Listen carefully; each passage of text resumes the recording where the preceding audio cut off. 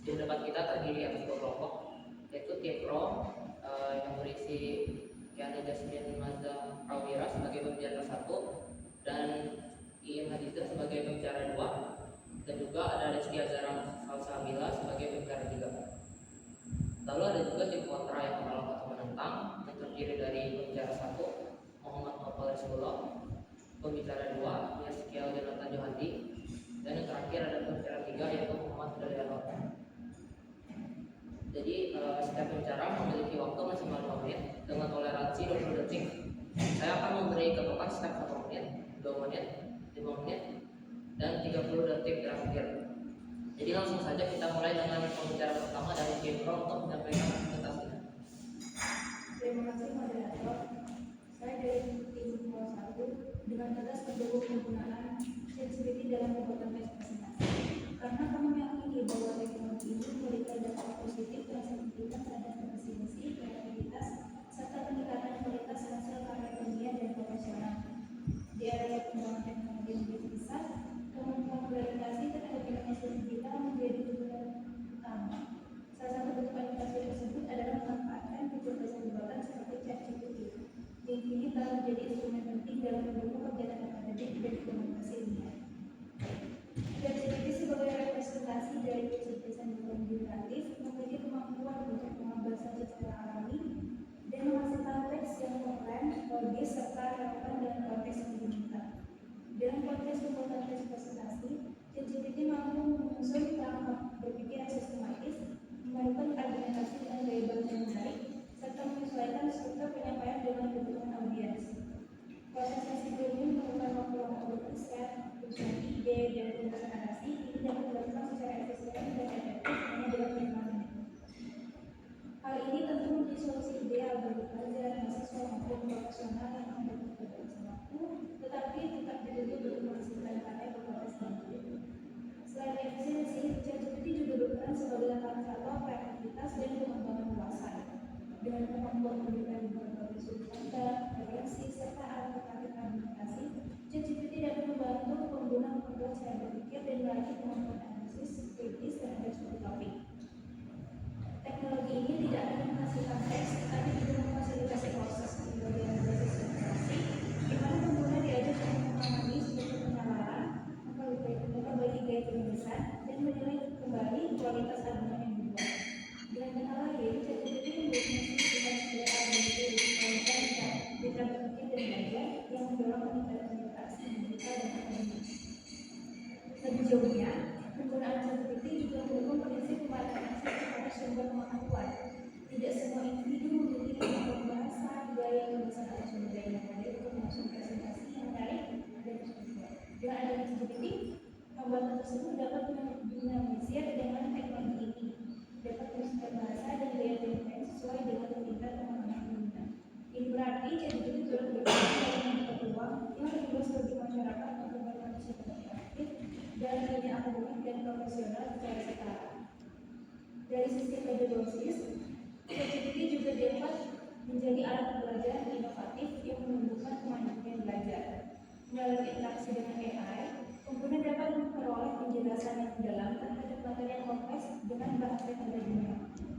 Proses tanya jawab dengan AI melatih kemampuan berpikir efektif dan kritis, yang merupakan elemen penting dalam pendidikan anak di bawah usaha.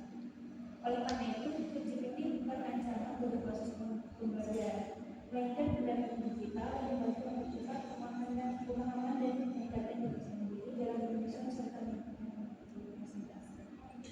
Dengan semua keunggulan tersebut, efisiensi waktu, peningkatan kreativitas, dukungan pembelajaran, dan pembuatan pengetahuan, kami dari Info menegaskan bahwa penggunaan ChatGPT dalam pembuatan tes presentasi bukan hanya layak diterima, tapi juga perlu didorong sebagai bagian dari strategi informasi pendidikan dan komunikasi. ChatGPT telah membuktikan dirinya sebagai inovasi yang tidak dilakukan manusia, yang membuat kapasitas manusia dalam berpikir, berkomunikasi, dan berkarya secara lebih efektif dan berbagus.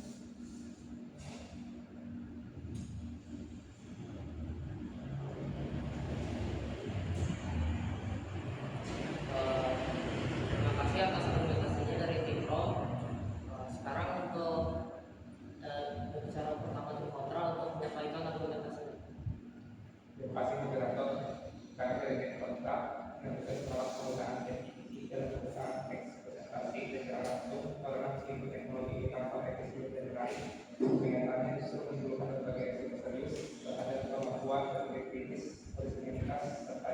kualitas dari penggunaan. Pertama, spectrum raw atau bikin referensi dan kualitas hasil karya selalu dikaji secara kritis. Memang benar bahwa ChatGPT dapat menghasilkan teks dengan cepat, tetapi tidak akan kita selalu sesuai dengan kualitas pemahaman. Pengguna yang terlalu tergantung pada ChatGPT cenderung menjadi pasif, hanya menerima hasil tanpa benar-benar memahami proses berpikir dari sisi presentasi. Akibatnya, kemampuan dasar seperti analisis, argumen, original bisa melemah karena diberikan oleh algoritma. Pendidikan seharusnya tidak hanya mengajar secara cepat, tetapi juga membangun kemandirian intelektual dan proses berpikir yang kedua, background GPT sebagai katalisator kreativitas. Padahal sebaliknya, penggunaan GPT berpotensi membatasi kreativitas alami manusia. GPT mempertahankan berdasarkan pola data dan tidak ada internet, bukan hanya pemikiran baru. Ini berarti ide yang kreativitas seringkali tentang kreatif dan tidak otentik. Bahkan kadang mengikut gaya dan argumen orang lain tanpa disadari. Akibatnya, penggunaan dengan kesempatan untuk mengekspresikan kebebasan pribadi dan kembali kemampuan menulis yang original. Ketiga, dari sisi keandalan aplikasi ChatGPT sumber benar-benar absolut. Model ini seringkali memasukkan informasi yang salah, tidak terverifikasi atau bersifat bias, terutama jika pengguna tidak memiliki kemampuan literasi digital yang baik untuk mendeteksi informasi. Dalam konteks presentasi akademik, kesalahan kecil dalam kata atau sifat dalam mengurangi kredibilitas dan proses komunitas pembicaraan. Oleh karena itu, mengandalkan ChatGPT tanpa kemampuan verifikasi kemampuan memperlukan kualitas intelektual dan desainnya. Keempat, terkait argumen pemerataan akses pengetahuan, kami setuju bahwa teknologi dapat membantu banyak orang, namun ketergantungan pada AI justru dapat menciptakan ketimpangan baru. Tidak semua orang memiliki kemampuan untuk menggunakan ChatGPT dengan efektif atau memahami batasannya. Pengguna yang tidak kritis bisa dipercaya oleh hasil AI, sementara yang akhir akan lebih bersifat. Akhirnya hal ini memperlebar penggunaan kemampuan berpikir dan kreasi digital sifat berikutnya. Terakhir, kita untuk pembelajaran penggunaan ChatGPT secara berlebihan berpotensi melemahkan praktik belajar nanti. Siswa atau mahasiswa yang terbiasa memberikan jawaban instan akan kehilangan rasa ingin tahu dan proses eksplorasi dunia. Padahal diri dari pendidikan abad ke-21 bukan sekedar memahami materi, melainkan membangun karakter sebagai kritis, kreatif, dan etis. ChatGPT seharusnya menjadikan alat bantu tambahan, bukan sebagai proses berpikir manusia. Dengan mempertimbangkan seluruh aspek tersebut, mulai dari kehilangan originalitas, resiko kecurangan informasi, dari faktor negatif, terhadap praktik belajar, kami dari tim kontra menegaskan bahwa penggunaan ChatGPT dalam pembuatan teks presentasi tidak layak dijadikan kebiasaan utama. Teknologi ini sebaiknya digunakan secara terbatas dan diawasi agar manusia tetap menjadi pusat dari proses berpikir, berkarya, dan berkomunikasi. Baik, terima kasih kepada pembicara pertama dari tim kontra atas penyampaiannya yang sangat tegas. Selanjutnya kita akan melanjutkan ke pembicara kedua dari tim pro yang akan memperkuat argumen sebelumnya dengan sudut pandang lebih dalam.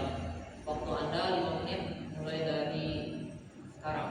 Terima kasih. Kami menegaskan kembali bahwa ChatGPT seharusnya dipandang sebagai alat bantu yang mendukung proses berpikir manusia, bukan sebagai pengganti manusia itu sendiri. Peran utamanya adalah memperluas wawasan dan membantu pengguna mengasah kemampuan berpikir kritis dengan cara yang lebih efisien. Dalam praktiknya, banyak individu yang mengalami kesulitan dalam menata ide, memilih diksi yang tepat, atau menyusun argumen secara logis. Disinilah ChatGPT hadir sebagai pendamping intelektual, memberikan saran struktur kalimat, menyempurnakan alur berpikir, serta meningkatkan kejelasan dan keindahan bahasa tanpa menghilangkan originalitas pemikiran penggunaan. Dan data lain, ChatGPT membantu manusia mengekspresikan gagasan mereka dan lebih sistematis, koheren, dan menarik secara retoris. Lebih jauh lagi, ChatGPT berfungsi sebagai asisten belajar pribadi yang dapat diakses kapan saja. Ia dapat menjelaskan konsep-konsep yang sulit, memberikan contoh konkret sesuai konteks, akan membantu penggunaan persiapan presentasi atau pidato agar menyampaikan menjadi lebih meyakinkan. Dalam dunia pendidikan, hal ini sangat bermanfaat untuk mendorong pembelajar mandiri sekaligus melatih kemampuan analisis dan argumentasi siswa. Dengan memanfaatkan ChatGPT secara bijak dan kritis, penggunaan tidak hanya memperoleh inspirasi baru, tetapi juga belajar menilai, menyaring, dan memperbaiki informasi yang dihasilkan. Artinya, ChatGPT ini bukan menghambat kreativitas manusia, melainkan katalis yang mempercepat proses berpikir dan meningkatkan kualitas hasilnya. Oleh karena itu, keberadaan ChatGPT justru memperkuat kemampuan komunikasi, pemahaman, dan produktivitas manusia yang terpenting bukanlah menolak teknologi ini, melainkan bagaimana menggunakan secara bertanggung jawab untuk mendukung pengembangan diri dan pembelajaran yang lebih maju. Baik, terima kasih kepada pembicara kedua dari Pro. Selanjutnya, mari kita dengarkan tanggapan dari sisi terbaliknya, yaitu tim kontrak. Pembicara kedua dari tim kontrak. Waktu Anda 5 menit, dipersilakan. Terima kasih untuk moderator. Kami menghargai pendapat dari tim Pro yang menilai bahwa ChatGPT sebagai alat bantu yang menggunakan proses pembuatan teks presentasi. Namun kami dari tim Botol tetap menolak mosi ini karena kemudahan yang ditawarkan ChatGPT justru dapat membawa dampak negatif yang serius terhadap kemampuan berpikir dan juga kreativitas manusia. Pertama, kemudahan yang berlebihan seringkali membuat pengguna menjadi terlalu bergantung. Ketika seseorang terbiasa meminta ChatGPT untuk membuat teks, mereka tidak lagi berusaha untuk menulis atau berpikir secara mandiri.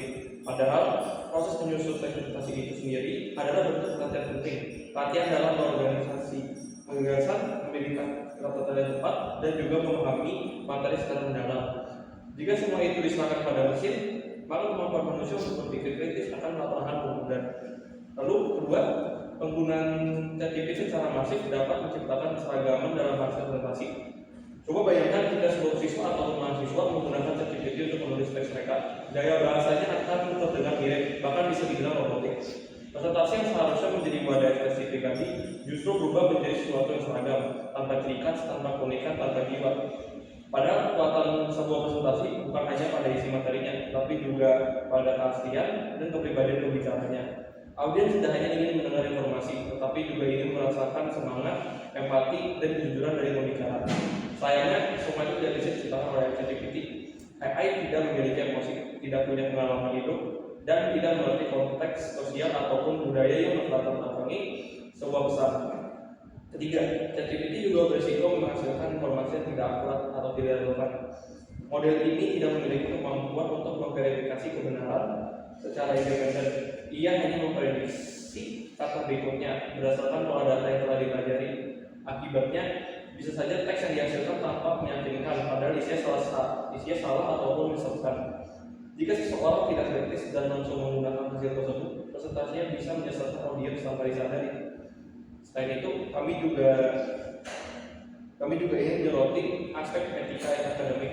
Banyak pengguna yang menyamin mentah-mentah hasil dari ChatGPT tanpa menyebutkan sumber ataupun tanpa mengakui bahwa teks tersebut dibuat oleh AI. Bukankah itu sama saja seperti bentuk plagiarisme digital? Kita mengambil ide dan tulisan dari sistem tanpa melalui proses intelektual pribadi. Jika hal ini terus dibiarkan, nilai kejujuran dan juga tanggung jawab akademik akan sedikit demi sedikit. Yang lebih bahaya lagi, ChatGPT membuat orang merasa tidak perlu belajar mendalam karena semua sudah tersedia dalam lingkungan detik. Padahal proses belajar sejati justru ada pada usaha, kesalahan, dan refleksi. Hal-hal yang tidak bisa digantikan oleh kecerdasan buatan. Jadi kami dari tim kontra tetap menegaskan bahwa ChatGPT memang membantu, tapi manfaatnya tidak sebanding dengan resikonya. Dia mengikis originalitas, mengumpulkan kemampuan berpikir kritis, dan berpotensi menghilangkan tingkat kejujuran akademik. Teknologi seharusnya digunakan untuk memperkuat kemampuan manusia, bukan untuk membuat manusia berhenti berpikir. Dengan demikian, kami tetap berdiri pada posisi menolak penggunaan ChatGPT dalam pembuatan teks presentasi secara berlebihan demi menjaga integritas, keunikan, dan kemanusiaan dalam dunia pendidikan dan komunikasi. Terima kasih kepada pembicara kedua dari tim kontra, penjelasan yang sangat menarik. Selanjutnya kita akan mendengarkan dari pembicara tiga tim pro yang akan menjelaskan argumentasinya. Waktu Anda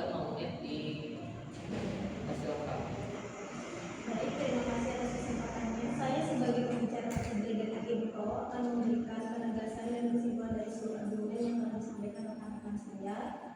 Sebelumnya, rekan pembicara pertama telah menunjukkan bahwa ChatGPT memberikan kontribusi besar terhadap efisiensi, kreativitas, dan pemerataan akses pengetahuan. Teknologi ini mampu menyusun kerangka berpikir yang logis, riset, serta mempercepat proses penyusunan teks presentasi secara efektif tanpa mengorbankan kualitas isi dan gaya bahasa. Selanjutnya, pembicara kedua menegaskan bahwa ChatGPT berperan sebagai alat bantu intelektual dan asisten belajar pribadi yang membantu pengguna menata ide, memperjelas argumen, dan meningkatkan kemampuan berpikir kritis. Dengan dimanfaatkan secara bijak, ChatGPT bukan ancaman bagi kreativitas manusia, melainkan pendorong untuk menghasilkan karya yang lebih baik dan lebih terarah. Dari kedua argumen tersebut, dapat saya simpulkan bahwa ChatGPT bukan sekadar alat teknologi, tetapi mitra berpikir yang membantu manusia beradaptasi dengan perubahan zaman. Dalam konteks pembuatan teks presentasi, ChatGPT menghadirkan efisiensi waktu, memperluas wawasan, serta meningkatkan kepercayaan diri pengguna dalam menyampaikan ide. Kami juga ingin menegaskan bahwa pengguna ChatGPT tidak berarti menggantikan peran manusia dalam berpikir atau berkreasi, melainkan memperkuat kemampuan tersebut. Justru dengan adanya ChatGPT ini, proses pembelajaran dan komunikasi menjadi lebih interaktif, reflektif, dan produktif. Oleh karena itu, kami dari tim Pro dengan tegas menyatakan bahwa pemanfaatan ChatGPT dalam pembuatan teks presentasi layak untuk didukung dan dikembangkan. Ini bukan hanya langkah menuju kemajuan teknologi, tetapi juga bagian dari transformasi pendidikan dan komunikasi modern yang lebih inklusif, efektif, dan adaptif terhadap era digital ini. Dengan demikian, saya menutup pernyataan tim Pro dengan keyakinan bahwa ChatGPT itu adalah alat bantu yang memperkuat potensi manusia, bukan untuk menggantikan atau untuk memperbaiki. Baik, terima kasih banyak kepada pembicara ketiga dari tim Pro atas pemaparan yang inspiratif. Sekarang kita beralih ke pembicara terakhir, yaitu pembicara ketiga dari tim kontra yang akan menutup bagian argumentasi utama dengan pandangan akhir dari sisi penentang. Waktu Anda 5 menit, dipersilakan. Terima kasih Mas Dokter. Saya sebagai pembicara tiga dari tim kota menyampaikan sanggahan dan penegasan akhir terhadap argumen tim Pro. Tim Pro menyebutkan ChatGPT sebagai mitra berpikir yang memperkuat kemampuan manusia. Namun, dalam kenyataannya banyak pengguna justru bergantung sepenuhnya pada AI tanpa memahami isi teks yang disediakannya. Hal ini membuat kemampuan berpikir kritis dan fleksibilitas semakin menurun. ChatGPT memang bisa membantu dalam menulis, tetapi tidak bisa menggantikan pemahaman dan pengalaman manusia. Presentasi yang baik tidak hanya berisi kalimat yang rapi, tapi juga gagasan pribadi dan cara menyampaikan yang otentik. Jika semua orang bergantung pada AI, hasil akan beragam dan kehilangan karakter individu. Selain itu, ChatGPT tidak selalu memberikan informasi yang benar. Tanpa kemampuan menilai data benar, pengguna berisiko menyampaikan informasi yang keliru. Jadi, ketergantungan pada AI bisa menjadi bumerang bagi pembicara yang tidak memahami isi dari materi tersebut. Kami tidak menolak teknologi. Kami hanya menekankan bahwa ChatGPT sebaiknya digunakan sebagai alat bantu, bukan sumber utama. Teknologi seharusnya memperkuat kemampuan manusia, bukan membuat malas berpikir. Oleh karena itu, kami dari tim kontra menegaskan bahwa penggunaan ChatGPT dalam pembuatan teks presentasi harus dibatasi dan diawasi. Yang terpenting bukan seberapa cepat kita membuat teks, tetapi seberapa dalam kita memahami dan menyampaikan ide kita sendiri. Terima kasih. Terima kasih kepada kedua tim atas argumentasi yang sangat menarik dan sangat mendalam. Dari debat kali ini kita dapat menyimpulkan bahwa tim Pro menilai ChatGPT sebagai alat bantu cerdas yang meningkatkan efisiensi dan kualitas pembelajaran. Lalu tim kontra mengingatkan agar penggunaan ChatGPT tidak menggantikan kemampuan berpikir kritis dan juga originalitas manusia. Akhirnya, keputusan apakah kita akan menggunakan ChatGPT secara penuh atau terbatas bergantung pada kebijaksanaan dan tanggung jawab pengguna. Demikian debat pada hari ini. Terima kasih atas perhatian semua pihak. Debat resmi saya tutup. Terima kasih.